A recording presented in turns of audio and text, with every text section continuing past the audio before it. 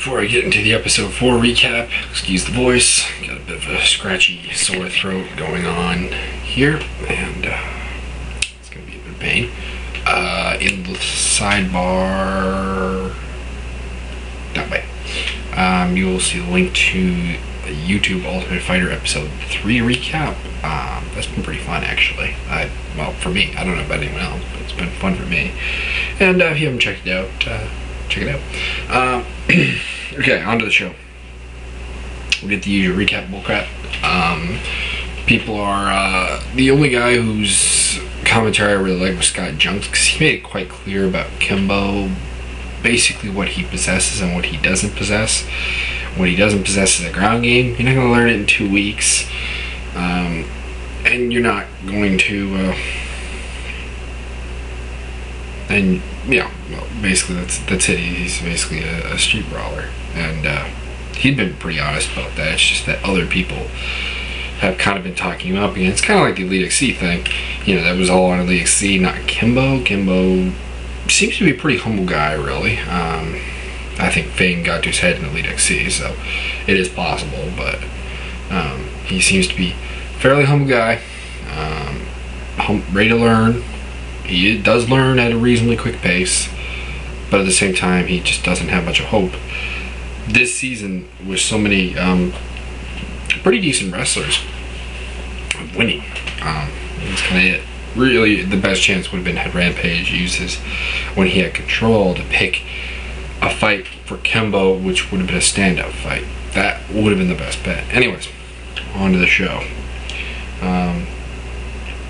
Team Rashad has this grand plan. We don't get to see it entirely. Who is going to fight? They want Justin Wren to fight Scott Junk, but it looks like they might not do that because Justin Wren and Scott Junk are buddies. It's a good fight, I think, because you look at the other options. Scott Junk is a guy who probably could take down Mike Wessel, could probably take down Matt Mitroin, can probably take down, well, I guess that's Ren or Daryl Schruber would be the good ideas to fight him. They want Brendan Schwab to fight D'Amico Rogers. That's a pretty good fight, and we got that fight this episode, so I'm going to give that away a little bit right now.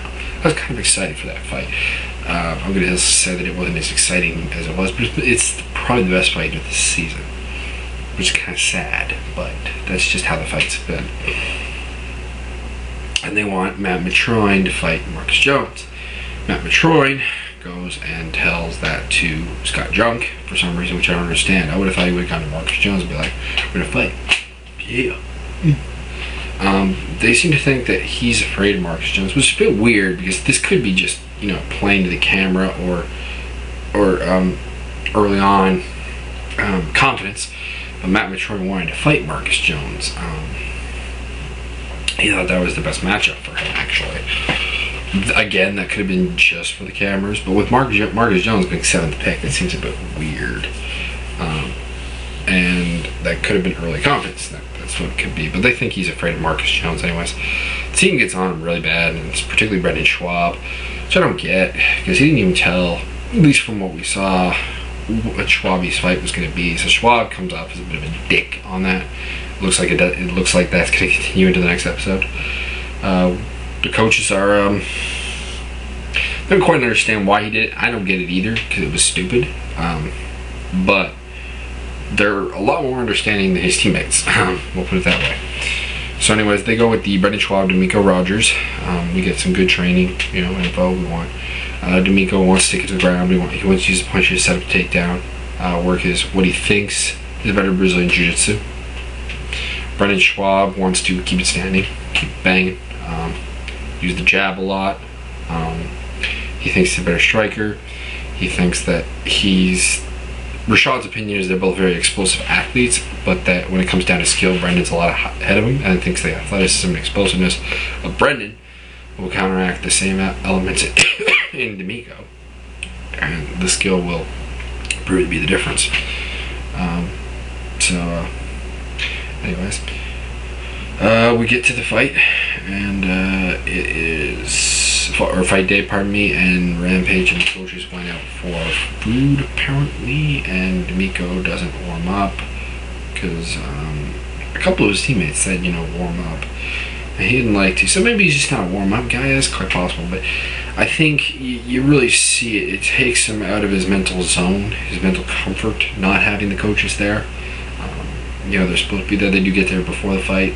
So it's not like it was Dean Amasinger from last season who completely lost Bisping because Bisping slept in.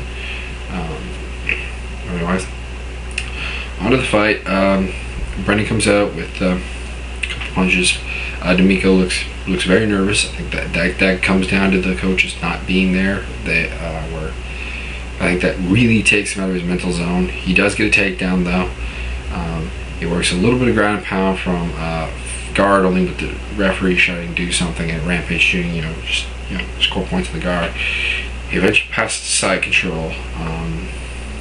Doesn't so much get sweeped as it looks like Brendan's actually trying to get up, and he gets out from under D'Amico. D'Amico kind of doesn't elect to stand up and ends up getting taken down and gets guard.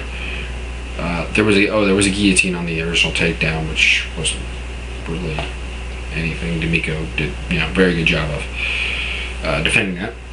Anyways, Brendan's in D'Amico's guard. He passes side control. He works in an anaconda choke and kind of rolls it, gets it tight, submits him. Rampage is pissed because he got submitted by an anaconda choke. I don't really understand that. I mean, generally when you see an anaconda get locked in, it generally gets finished. Like, it's a pretty high percentage finish. You don't see it used much, but I don't know. Someone really give a great example of someone getting out of an anaconda choke. I mean, it can be done, but like in the UFC, when you see it, it generally happens, does it not? It generally gets finished, pardon me. Anyways, Rampage does not come out to D'Amico in the ring. Rashad seems to take that, doesn't like that. And, Rashad comes off as a dick a lot of the time. I do believe he is a dick. I don't think he's even that much better of a coach than Rampage. I think the difference might be that, like Forrest Griffin, he went up against Rampage. They realized that they're not on their own great coaches, and they bring good assistant coaches. Like, in this case, Mike Van Arsdale and Trevor, it's Whitman, right? And the striking coach, he seemed very competent, although a bit of a douchebag himself. Anyways, they come over. Rashad's team comes over to, kind of build up D'Amico, do the right thing, do the things Rampage is supposed to be doing, and that was kind of classy. Rashad has his moments. Apparently, next episode, Rashad's going to confront Rampage with that. Brendan's not pleased. I think that's because, in a lot of ways, he underestimates what D'Amico can do. Because I thought this was going to be a relatively close fight. It started with like 9 minutes left in the show, and I was like, I was thinking a knockout actually, but we got a submission. He put on a pretty good performance. I still don't see where people are coming with this he's going to win the show thing, because I still don't think he will. He doesn't seem to have like great takedown defense, and there's a lot of good wrestlers this season. Roy Nelson, John Madsen, Justin Rand, Scott Junk, even Wes Sims is a pretty decent wrestler.